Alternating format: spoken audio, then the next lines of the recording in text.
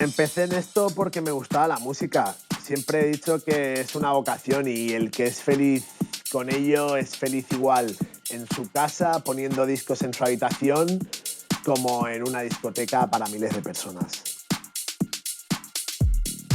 Cuando yo empecé, realmente no teníamos libros que nos enseñaban a ser artistas ni a ser productores. No habían reglas, tampoco no habían escuelas tan profesionales como las que hay hoy en día, ni el acceso a los tutoriales y todo lo que hay últimamente era tan grande. Pero bueno, sí que es cierto que ese punto de autodidacta en el que te ibas haciendo a ti mismo sí que es lo que te iba convirtiendo en un producto sólido. Para mí lo más importante en toda mi música son los beats y los bajos porque a mi manera de ver son lo que mueve la pista.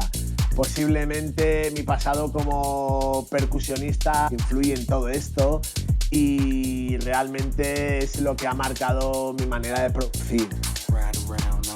Lo primero son los beats, un buen bajo y a partir de ahí empiezo a crear todo lo demás.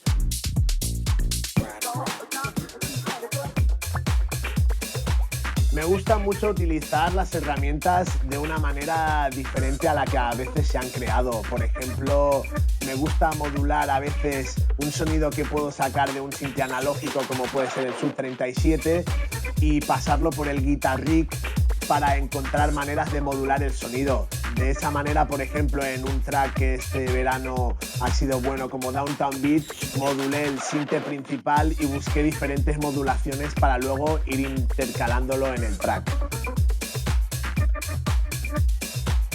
Todo tiene su punto de armonía y para mí es muy importante que todos los elementos de un track, desde el kick, las percusiones y todos los synths estén en armonía.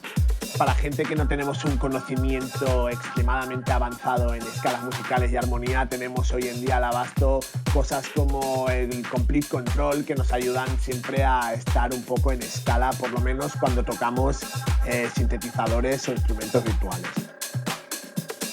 Al final el límite lo tiene tu imaginación, tu inspiración y tus conocimientos. Paso 6 meses en Barcelona donde dirijo unos estudios llamados Marina y luego paso otros 6 meses en Ibiza donde soy residente de la que es una de las mejores discotecas del mundo como es Amnesia Ibiza. Este tipo de vida tiene una parte positiva y una parte negativa. En el momento de ir a Ibiza tengo que dejar un poco de lado todo mi mundo del estudio, a pesar de que gracias hoy en día a las tecnologías, con un teclado, una pequeña machine y un portátil tienes una gran parte del mundo de la producción a tu abasto. Para mí Ibiza es una isla mágica porque creo que se ha convertido en lo que es a día de hoy gracias a que durante años, y no sabría decir si siglos, por aquí ha pasado gente con muchas ganas de fiesta y yo creo que toda esa energía permanece en esta isla. Cuando entro a Amnesia miro lo que envuelve todo eso y me doy cuenta que ahí han habido grandes días, grandes noches, grandes salidas de sol y grandes cierres.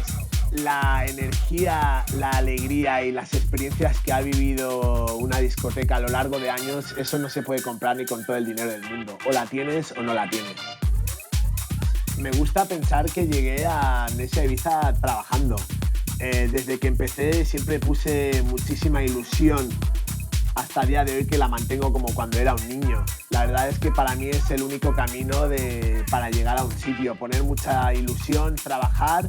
Hay que tener un punto de suerte, que es verdad, pero sobre todo hay que saber aprovechar las oportunidades. Siempre digo, a todo el mundo le llegan las oportunidades y lo que tiene que hacer cada uno es saber aprovecharlas al máximo. Eso se hace con ilusión, con trabajo, con esfuerzo y un poquito de suerte.